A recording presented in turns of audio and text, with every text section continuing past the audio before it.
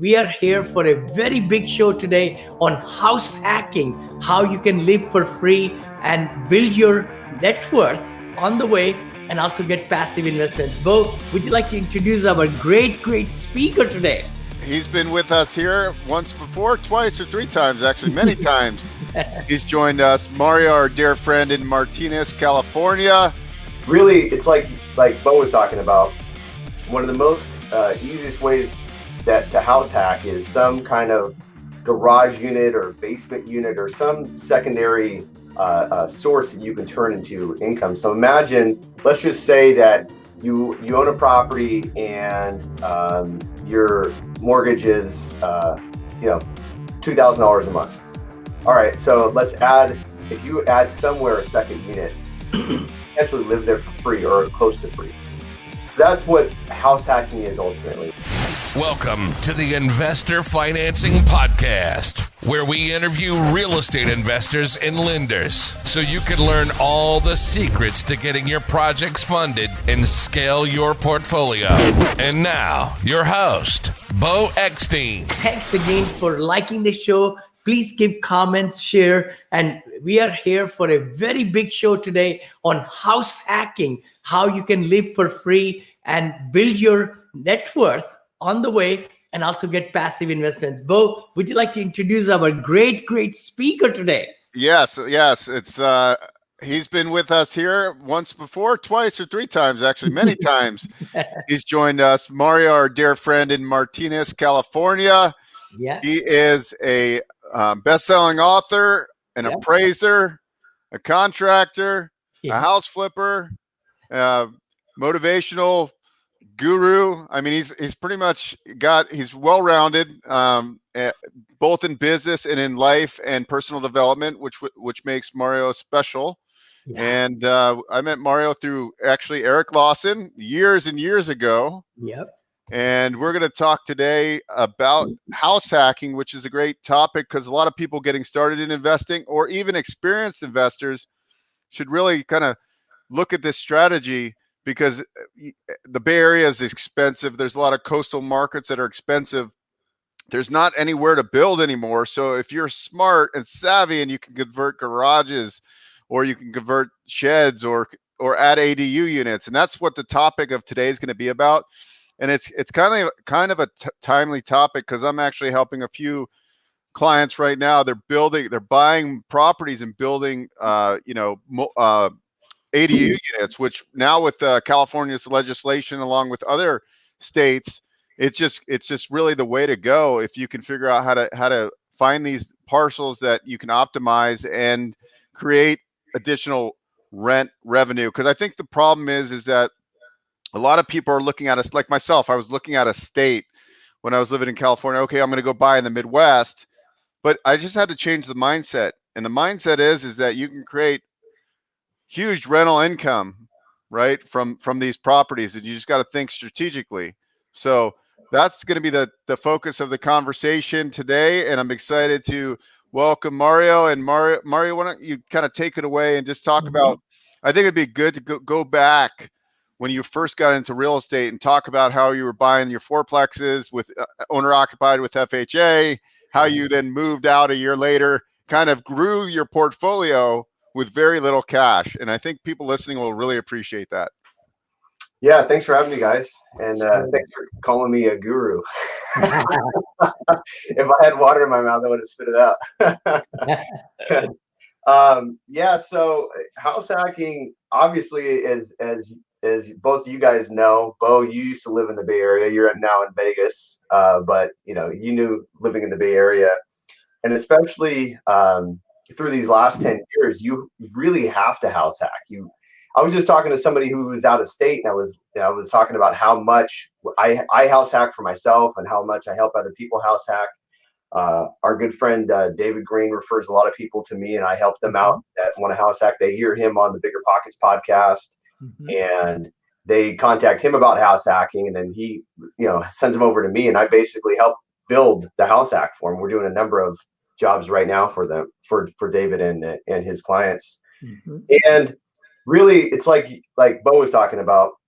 One of the most easiest ways that to house hack is some kind of garage unit or basement unit or some secondary source that you can turn into income. So imagine, we could start crunching some numbers, but let's just say that you own a property and your mortgage is $2,000 a month. All right, so if you add somewhere a second unit, you can potentially live there for free or close to free. So that's what house hacking is ultimately. That's a quick and dirty house hack. And so if we're looking at a single family home to buy, and this house has maybe a 7-foot or 8-foot basement, but it's undeveloped, and I have to look at that thing and I say, okay, so my mortgage is going to be $2,000, $2,500, whatever it is on this house, and how much would it cost me to build a 1-bedroom apartment downstairs and then turn around and rent that thing out, make a nice little private entry, a nice little private patio, and then get my mortgage either free or close to free. And that's massive, because right now, it's really, really hard to find housing here in the Bay Area. I mean, I have a studio unit that rents for $1,250. And I'm not talking about in the city of San Francisco. If that same thing was in the city of San Francisco, it'd be 3 times as much. We're talking about 30 minutes outside of the suburbs. So this is a small town, where I live. And it's just, it's one of those things that I'm grateful I got into real estate years ago, because I don't have to, I'm not up against the wall. But for people who are against the wall, these things are really, really a great strategy for securing your kind of foothold, getting a place to lay your head, because that's very important, right? We all have to have a place to sleep. And then secondly, start slowly building wealth. So, Beau, you wanted me to talk about my first deal. The very first house outside of my primary residence that I bought was a triplex. And on that triplex, I bought it with FHA financing. And a lot of people don't know that you can buy a house with FHA finance, or investment property with FHA financing. You can buy up to 4 units with FHA financing. And the advantage of that is, as you guys know, that you can have a lower FICO score. You can come in with way less money down. So instead of your traditional 20% down, you can come in with 3.5% down. And I still remember my down payment on that triplex was $11,000. And guess what? I used a credit card to pay for that down payment. I had these checks that the credit card company sends you, and so you can actually write a check through your credit card. So I used my credit card to write a check for my down payment on that house. And you buy with FHA, I already did have a primary residence, but we had to technically move into that property for a certain amount of time. But I actually refinanced that thing pretty quickly. And we just realized that we didn't want to live there, which was fine. So we moved back to our primary residence and rented it out. And I still own that property to today. I house hacked that property and added a 4th unit as well. So I had a garage that was there. We converted it to a studio unit and increases the cash flow. That property cash flows itself $5,000 and some change a month is what that property cash flows for us. That's incredible. So if I heard you correct, it was a 4 unit to begin with, or 3? 3. Okay, and now it's 4 units. Correct. So you bought it. What'd you pay for it, just out of curiosity? $330-something thousand. And how much have you put into CapEx or renovation, adding the additional unit, would you say? I have done a good amount over the years. I've owned it since 2012, and probably maybe sunk into it 50,000, 60,000, something like that. So you're all in it at 450 or 460 or so? Okay. Yeah. What's that property worth today, do you think? 1.2 million. Oh, wow. Okay. Wow.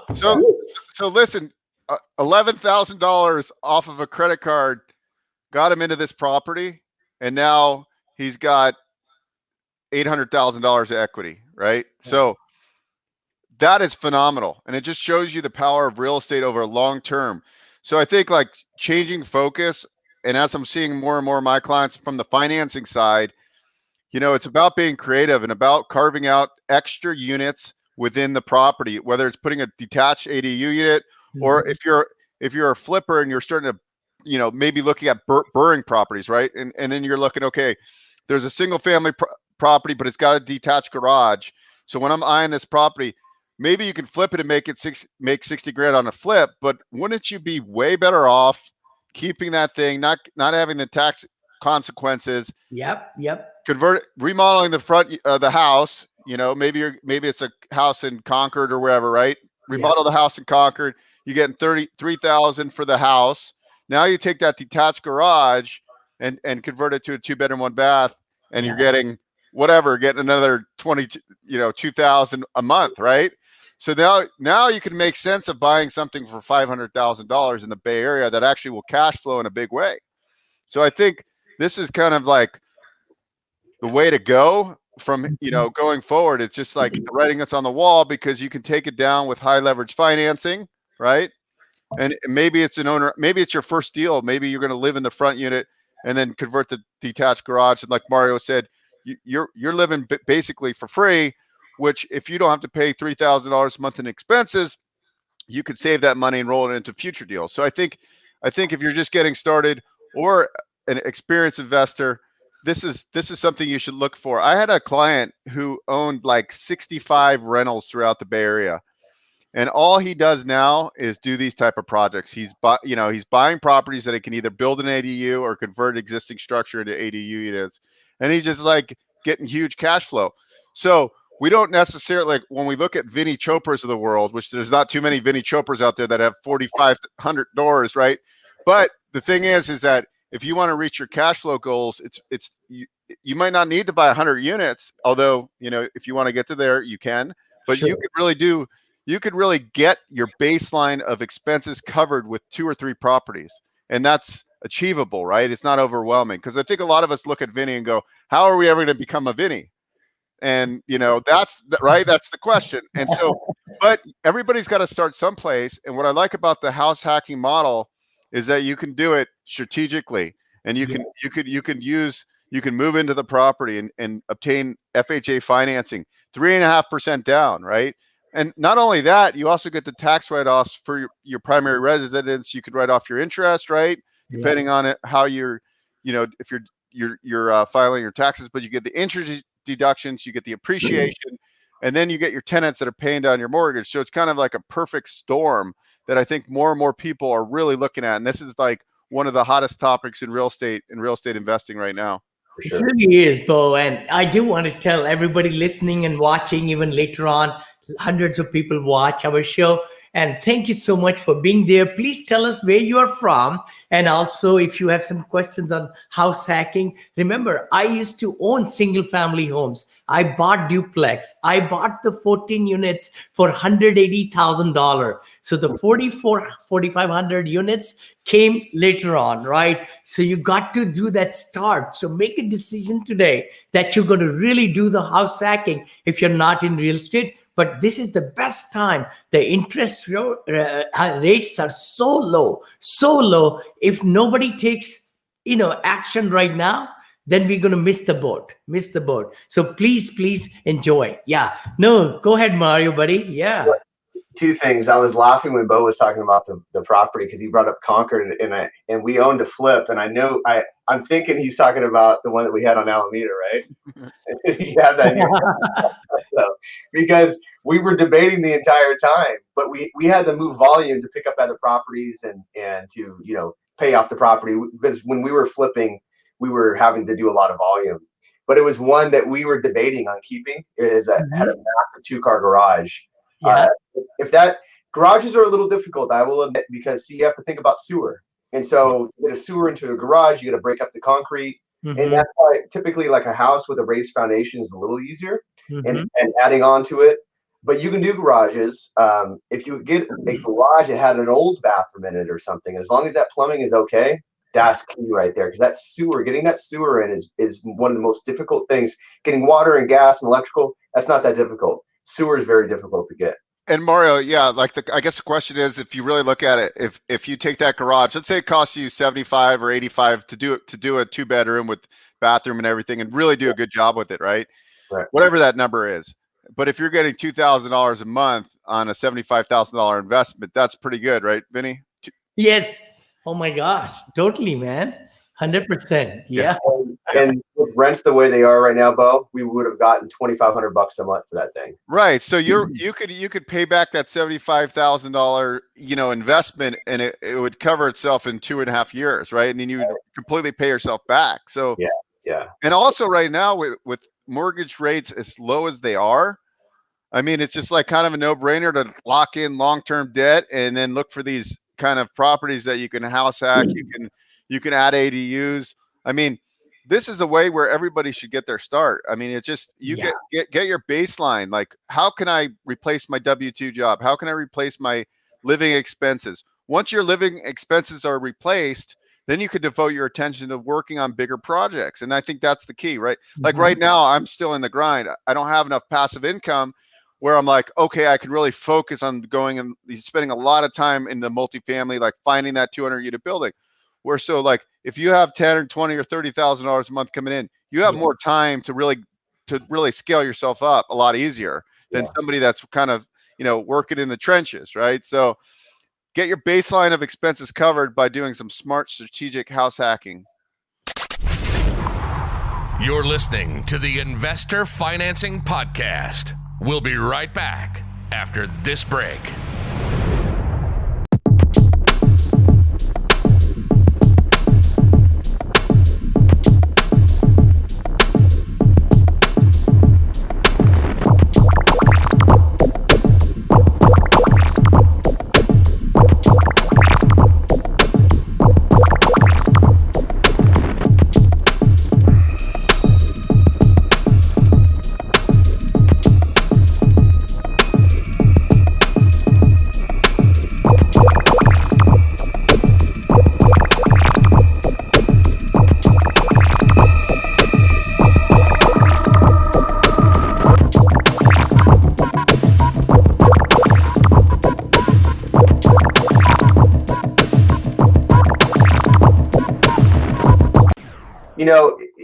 I get asked a lot by younger folks that wanting to buy their first house. Hey, I've been looking at real estate for the last year or two, and I wish I would have bought a year or two ago because now it's even more expensive. And I just didn't buy because I was hoping the prices were going to come down, and things are just not that affordable.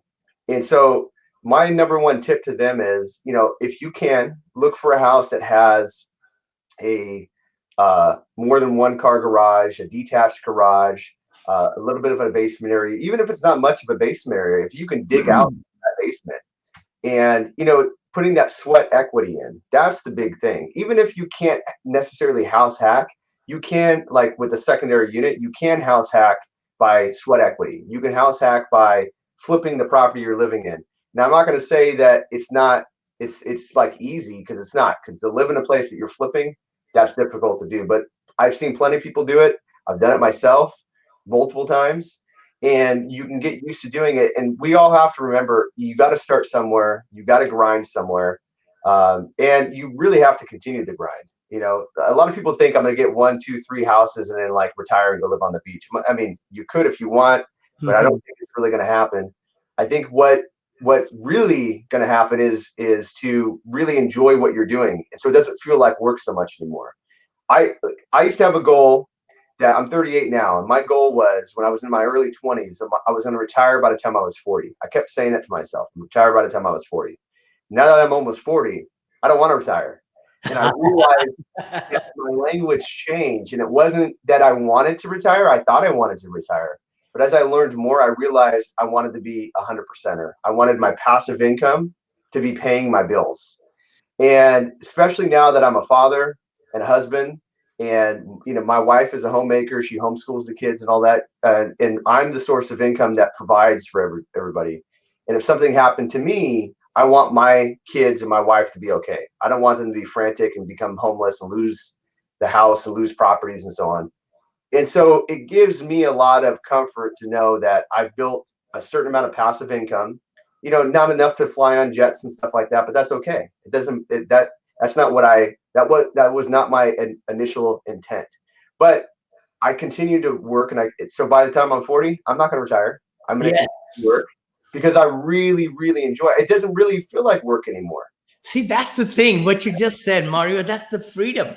When you have your cash flow, take care of your expenses, then it's not work, it's Yeah, love, it's fun. it I'm is. at 68, right? I'll be 69 this year, right? I mean, 30 years later, I wanted to retire at 50, 55, which I could have, right? And I just retired from the W2 2015, 6 years back. But now it's so much fun because you don't have to get up in the morning, but you do want to. I get up at 4:45. I mean, 4:45, 5 o'clock, I'm up and running and having fun and doing my magical miracle morning and everything. So you're right. I think we need to stimulate our mind. And I'm so glad that, a lot of us people who are watching us today, I hope they will take something today so that they can just change the path to get more and more passive incomes, right? Yeah, because what you and I both just talked about is something that's what's near and dear to my heart. Is that it breaks my heart when I see people that are stressed out, commuting 2 hours one way to work, Yeah. and they get home, they barely see their kids, they barely see their significant others, Yeah. and they sit down real fast, they eat, they watch TV, get numb themselves, maybe have a drink or two, pass out, get up, do the same thing the next day. And that's okay for the short term when you're grinding, but it's not okay for the long term. And to me, it's not really okay if you're doing that for the long term for somebody else. You should be Yeah. doing that for yourself. Yeah. And if you can figure out how to do that for yourself, and it's difficult. I had a W-2 as well. I was employed as well. It was very scary to stop my easy cush paycheck that came every single week and all of a sudden start producing myself. I will admit it was difficult, but guess what? That's part of personal development.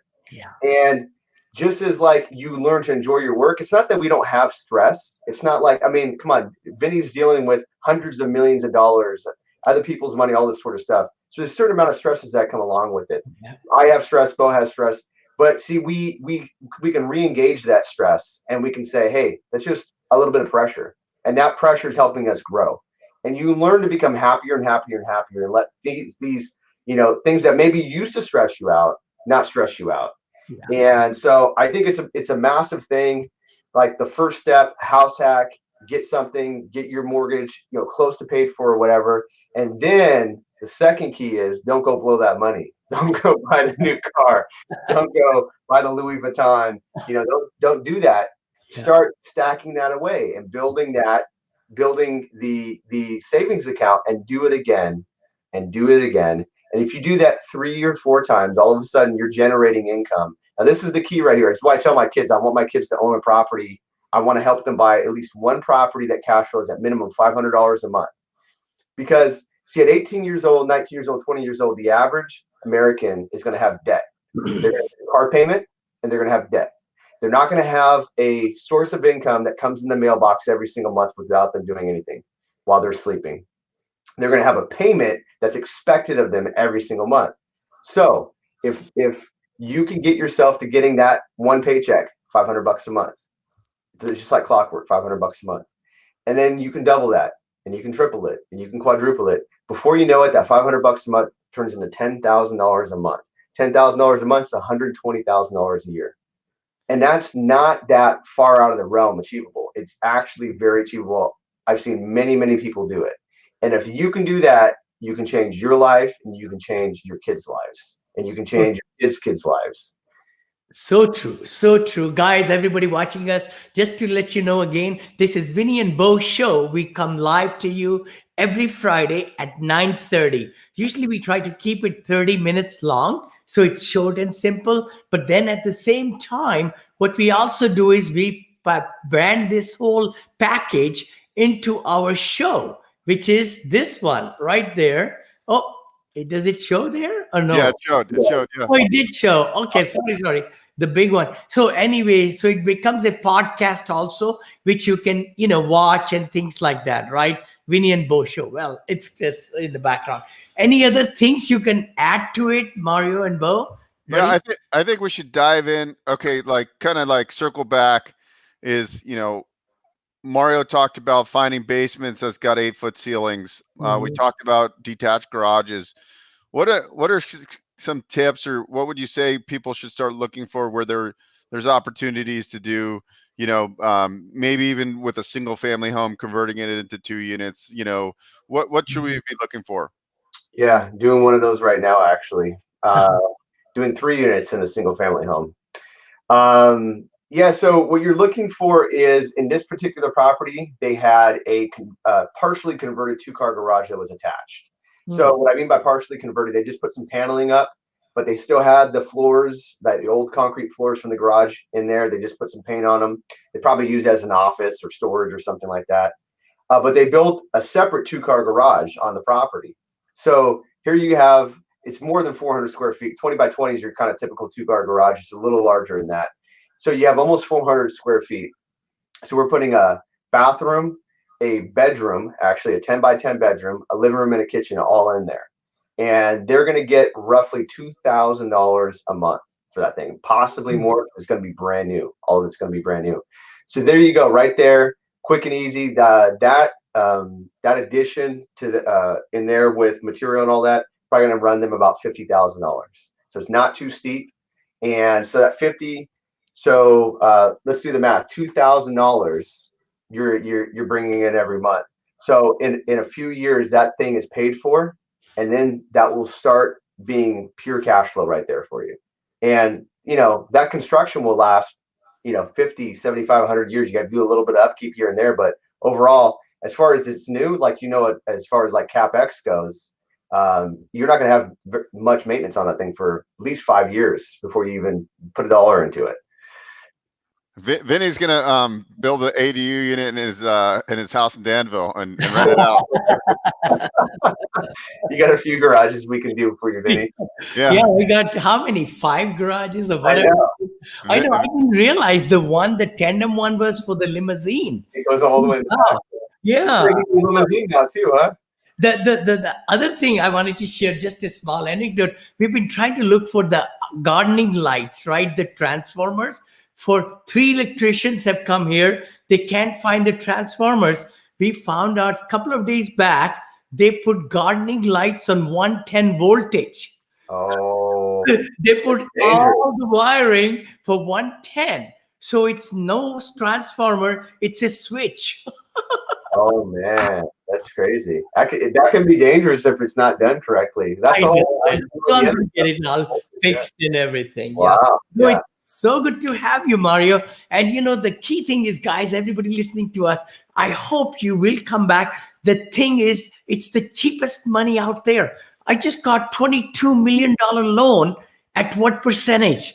2.68%, even lower than my Black Hawk home percentage. I'm paying 3.25 here. And it went from 3.75 for one little signature from my bank. They said, Vinny, will reduce your by 0.5% at this house we just purchased, because everybody's refinancing. So if you're not refinancing, you are missing the boat.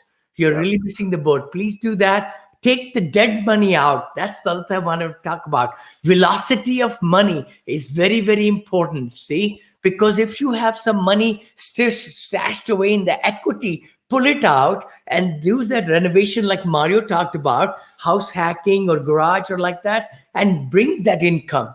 That was amazing, how you bring that. Yeah, amazing. Yeah, it's amazing how many people are sitting on debt equity in their properties that are like, okay, well, you're not making any returns. Yes, you've created a lot of equity, but you can't realize you're not getting any cash flow because maybe you live in the property or whatever. Somebody the other day had like house worth 1.5 million and they owed 400,000. It was a rental property, a single family home. Mm-hmm. So why wouldn't you take that $1 million of equity and go deploy it where you can make $10,000 or $15,000 a month of cash flow? It just, I think people need to. It was great that they bought and they have that nest egg, but wouldn't it be better if you were making 5, 6, 10 grand a month from that $1 million as opposed to just sitting there? Sure. So I think people got to start looking at doing those things while the financing is so cheap, because money it probably won't be this cheap forever. Mm-hmm. And so if you can lock in 30-year rates, in the 2s right now, I mean, you should be pulling that out and utilizing it in good productive ways, not going out and buying a brand new Mercedes or Right. Beamer, but invest that money and create To return. make more money, to make more cash flows. So right. So right about, one thing I wanted to mention was, remember, if you even paying for the mortgage, let's say 3%, but you're investing in getting 8%. Hold on. That's 5% arbitrage. You made 5% after you pay the mortgage, you're still making on that $1 million. 5% is a pretty darn good money. 50,000 extra every year you're going to make, right? But that's only 8%. I mean, deals like we are not selling any securities, but reach out to us. We have passive investment with tax benefits and all those kind of things in assisted senior living, in house, in the multifamilies, in hotels, all those things that I am getting. I have been doing it and for 14 years and all that. But the exciting thing is that you will get 15 to 22%. Holy cow, 15 to 22%. And there's out there, if you get the right syndicators, right real estate opportunities, And so please reach out to Beau right there at the bottom. Please text Beau at 925-852-8261 and just go to beaueckstein.com and to talk about investing passively or partnering or learning how to do purchases in commercial real estate and all those things, then please text us, me, 925-766-3518 or go to vinnychopra.com. Mario, it's been a pleasure, bud, to have you. Any last comments you can tell our beautiful, great people? We are on all channels, lots of different Facebook groups, and everybody's listening and watching us. Yeah. I would say if you're getting started, pick up the book, Rich Dad, Poor Dad. That will start changing your mind frame. And every single investor that I know, including you two, have read that book, and it was my very first book that kind of set me on that journey of understanding what real estate does for you, and buying assets and lessening your liabilities, to stop buying so many liabilities and buy more assets. I appreciate that. No, that's so true. I mean, Rich Dad, Poor Dad book, Napoleon Hill's Think and Grow Rich. I mean, all those are the backbone of where all the entrepreneurship, starts. That's right. Right. Thank you so much for joining today. How can people reach you, Mario, buddy? Yeah. Just Google my name. I don't think there's two of me out there. So Mario Masmito, you can find me. I'm on social media and all that sort of stuff. I'd be happy to help out. Excellent. Again, we are in the Bay Area. I'm right here in Danville, Blackhawk area. Mario is right here in the East Bay in Martinez. And Beau Eckstein used to be here. Now he's in wonderful Henderson, Nevada, enjoying his life there. His parents have moved out there. Thank you so much for joining today. Last comments, Beau? Anything, buddy? No, just everybody have a great weekend. I've got a busy day ahead of me, but I'm anticipating a couple term sheets for clients. I've got maybe about $7 million in term sheets I'm waiting for back from some lenders. So it's a very exciting day. But also, let's crush it, guys. Move the needle. See you next week. Thank you so much. Thank you, Mario, buddy. Thanks for listening to the Investor Financing Podcast. For show notes and useful resources, please visit investorfinancingpodcast.com. For questions or comments, email info@investorfinancingpodcast.com. If you enjoy our show, please share it with your network. Until next time.